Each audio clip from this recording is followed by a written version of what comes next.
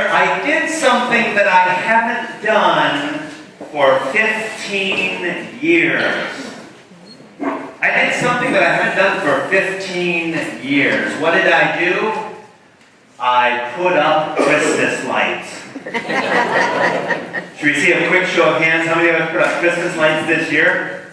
And how many of us said, oh, Christmas lights, no way.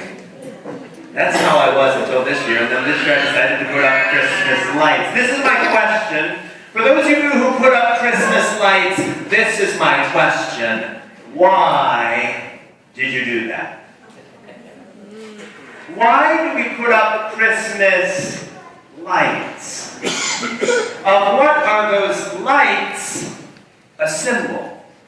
Should we take a look around the church here? How many sets of Christmas lights do we have on the Christmas trees? Even on the altar we have lights. We have lights around the Christmas tree. We have an Advent wreath still filled with candles now that are white. What are those lights a symbol of? It's a symbol of Christ, who is the light.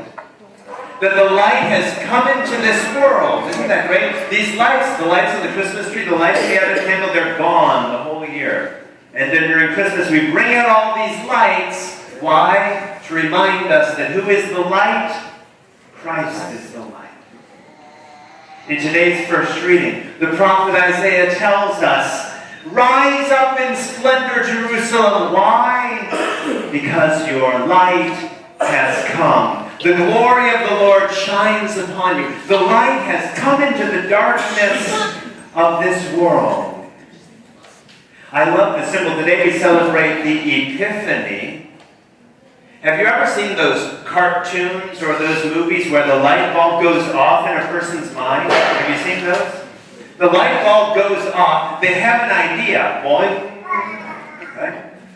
And that's what today's celebration of the Epiphany is all about. It's about the Epiphany, the light bulb going off for those magi who arrived in Bethlehem.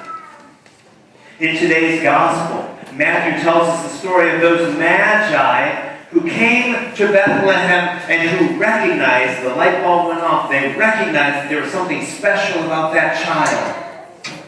Were those magi Catholic? No, there were no Catholics yet in this world. Were they Christian? No, there were no Christians yet. Were they Jews? Were they part of Jesus' religion? No, they were pagans. Which is why today's story is so important.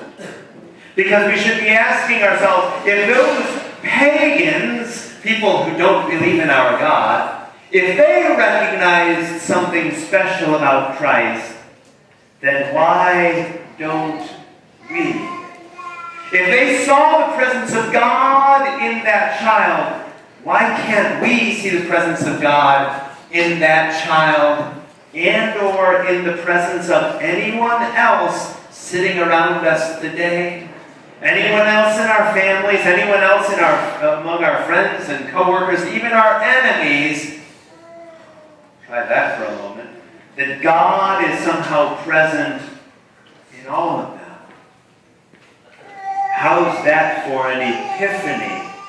If only the light bulb would go off for us so that we would recognize how it is that we are looking at Christ every time we look into the eyes of another person. Amen? Which is why today's second reading is so important, because the author of the letter to the Ephesians talks about the Gentiles, the non-believers, being co-heirs, meaning they're going to inherit the same things that we inherit. Say what? For those of us who are faithful and go to church all the time and do all the good things that we do, those who don't believe what we believe are co-heirs. They're going to inherit what we inherit.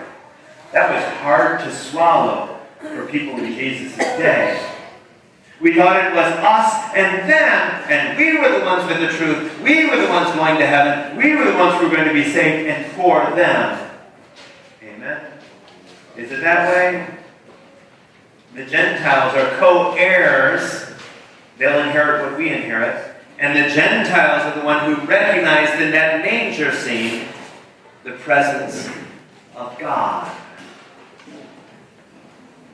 In our Hispanic, Latino tradition, we have a special ritual that we do every Epiphany. We all recognize what I hold in my hand. What do we call it? This is the Rosca de Reyes. The Rosca de Reyes, or in English, the king cake. The king cake is a ring-shaped loaf of bread, which seems like an ordinary piece of bread, except that we know that something is hidden inside. Do you know what's hidden inside the king cake? What's inside the king cake?